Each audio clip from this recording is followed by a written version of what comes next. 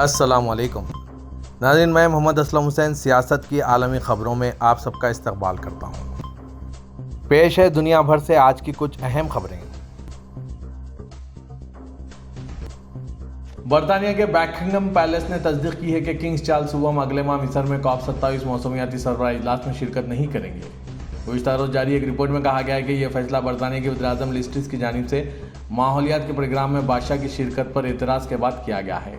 Sunday Times کی report کے مطابق برطانیہ کے نئے بادشاہ، جنہوں نے گزشتہ ماہ اپنی والدہ ملکہ الزبتھ دوم کے انتقال کے بعد تخت سنبھالا تھا، انہوں نے 6 سے 18 نومبر کے اجتماع میں تقریر کرنے کا ارادہ کیا تھا، لیکن مبینہ طور پر یہ منصوبہ اس وقت ختم کر دیا گیا جب لیز ٹرس نے گزشتہ ماہ بیکنگھم پیلس میں چارلس کے ساتھ ذاتی سامعین کے دوران 10 مشیروں کے مشورے پر اس کی مخالفت کی۔ خام تیل کی بڑھتی ہوئی قیمتوں اور بیرونی سرمایہ کے بہاؤ نے ہندوستانی روپے کو ریکارڈ کم ترین سطح پر دھکیل دیا ہے۔ UAE درہم کے مقابلے میں ہندوستانی روپے 22 روپے 27 پیسے ہو گیا ہے۔ سعودی ریال کے مقابلے میں روپے کی قدر کم ہو کر 21 روپے 77 پیسے کی سطح پر آ گیا ہے۔ جیسا کہ پچھلے کچھ مہینوں سے روپے کی تبدیلی کی شرح مسلسل گر رہی ہے۔ متحدہ عرب امارات، سعودی عرب اور دیگر ممالک میں ہندوستانی تارکین وطن کے درمیان الجھن کا شکار ہے۔ اب رقم گھر واپس بھیجیں یا مزید کمی کا انتظار کریں؟ زیادہ تر NRIs نے گھر واپس پیسے بھیجنا شروع کر دیا ہے۔ متحدہ عرب امارات میں قائم ایک کاروباری جماعت، جس کی GCC ممالک میں 50 سے زیادہ سپر مارکیٹس موجود ہیں، اپنے اسٹورز میں کشمیری سیب کی نمائش کر رہے ہیں، جس سے ہندوستان سے بین الاقوامی منڈی میں اعلیٰ معیار کے سیب کی برآمد کو فروغ مل رہا ہے۔ کشمیر کے رہنے والے ذائقہ دار پریمیم سیب کو بنیادی طور پر ستمبر اکتوبر کے مہینوں میں کاٹے جانے والے بہترین معیار کے سیبوں میں سے ایک سمجھا جاتا ہے۔ ہمیں متحدہ عرب امارات میں اپنی سپر مارکیٹوں میں تازہ سیبوں کی دستیابی کا اعلان کرتے ہوئے خوشی ہو رہی ہے۔ المیہ گروپ کے ڈائریکٹرز اور پارٹنرز کمال ویچائی نے کہا کہ یہ کشمیر میں سیب کی کٹائی کا موسم ہے۔ متحدہ عرب امارات کے صدر شیخ محمد بن زاید ال نہیان نے امیر کویت شیخ نواف ال احمد ال جابر صبا کو اقتدار میں ان کے الحاق کی دوسری سالگرہ کے موقع پر مبارکباد کا پیغام بھیجا ہے۔ اس موقع پر نائب صدر وزیر اعظم اور دبئی کے حکمران شیخ محمد بن راشد ال مکتوم نے بھی اسی طرح کا پیغام امیر کویت کو بھیجا ہے۔ دبئی کا سب سے مہنگا ولا 302 ملین درہم میں فروخت ہوا ہے۔ پام جمیرہ کے ارب پتیوں کی قطار میں واقع الپیگو پراپرٹیز نے ڈبل سگنیچر والا ولا کیساڈیل سول بروکر B1 پراپرٹیز کے ذریعے فروخت کیا۔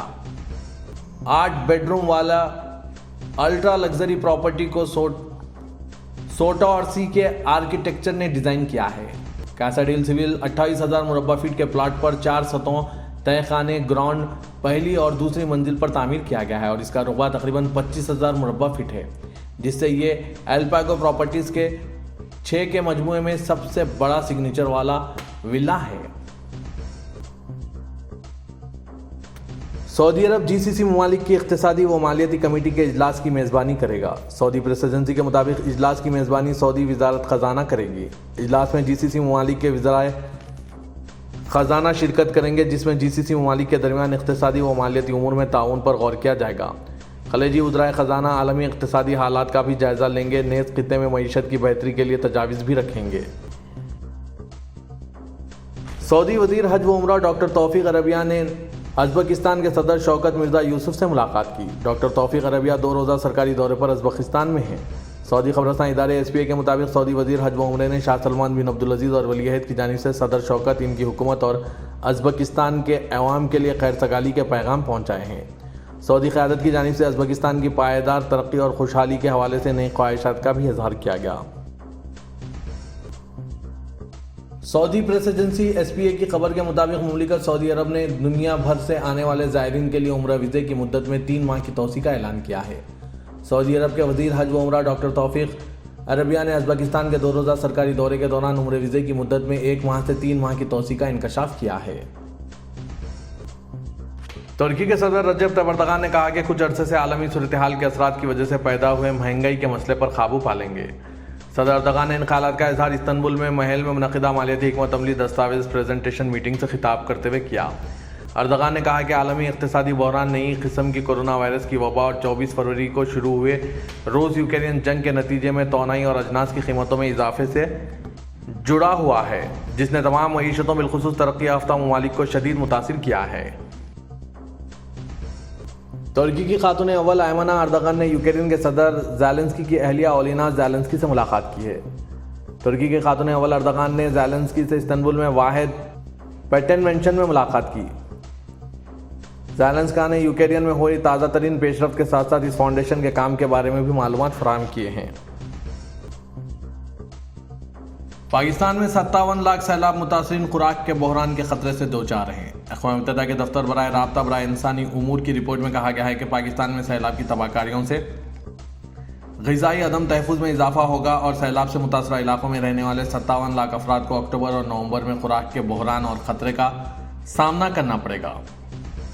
رپورٹ میں اس بات پر زور دیا گیا کہ سندھ اور بلوچستان صوبوں میں پانی سے پیدا ہو رہی بیماریوں میں اضافہ ہو رہا ہے اور بتایا گیا کہ عارضی کیمپوں میں رہنے والے 1,30,000 حاملہ خواتین کو ہنگامی طبی امداد کی ضرورت ہے۔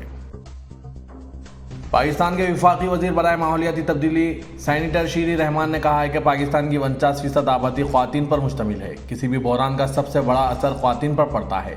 پاکستان کی معیشت میں خواتین کا اہم کردار ہے۔ ملکی سیاست میں بد اخلاقی اور نفرت انگیزی کے واقعات سوشل میڈیا پر طوفان بدتمیزی انتہائی افسوسناک ہے۔ ان خیالات کا اظہار انہوں نے اسلام آباد میں CPNE اور 4th پلر کے اشتراک سے ملکی سیاست میں خواتین پر تشدد میں واقعات میں اضافے کے موضوع پر منعقدہ سیمینار سے خطاب کرتے ہوئے کیا۔ پاکستان کے شہر لاہور ہائی کورٹ نے مسلم لیگ نواز کی نائب صدر مریم نواز کا پاسپورٹ واپس کرنے کا حکم جاری کر دیا۔ پیر کو چیف جسٹس کی سربراہی میں 3 رکنی بینچ نے مریم نواز کی پاسپورٹ واپسی کی درخواست پر فیصلہ سنایا۔ مریم نواز نے عدالتی حکم پر رد عمل دیتے ہوئے کہا کہ 3 سال تک بغیر کسی کیس کے ان کا پاسپورٹ ضبط رکھا گیا۔ مریم نواز نے فیصلے کے بعد ایک ٹویٹ میں تصدیق کی کہ ان کا پاسپورٹ انہیں واپس کر دیا گیا ہے۔ ایران کے تہران سے چین جانے والی مہان ایئر کی پرواز میں بم کی اطلاع ملتے ہی ہلچل مچ گئی۔ یہ طیارہ کچھ دیر تک دہلی کی فضائی حدود پر رہا اور اس دوران ہندوستانی فضائیہ کے طیاروں نے اس پر کڑی نظر رکھی۔ بم کی دھمکی کے بعد ہندوستانی فضائیہ نے ایران کے دارالحکومت تہران سے چین کے شہر گونگزو جانے والے مہان ایئر کے مسافر طیارے کو روکنے کے لیے اپنے لڑاکا طیارے اس کے پیچھے بھیجے۔ فضائیہ نے ایک بیان جاری کر کے یہ اطلاع دی۔ بیان کے مطابق یہ واقعہ پیر کی صبح اس وقت پیش آیا جب پرواز نمبر W581 بھارتی فضائی حدود کے اوپر سے پرواز کر رہی تھی۔ ہندوستانی لڑاکا طیاروں نے محفوظ فاصلے پر اس پرواز کا پیچھا کیا۔ طیارے کو پہلے جے پور اور پھر چندی گڑھ میں اترنے کا اختیار دیا گیا تھا، تاہم پائلٹ نے کہا کہ وہ طیارے کو دونوں ہوائی اڈوں میں سے کسی ایک پر لینڈ نہیں کرنا چاہتا۔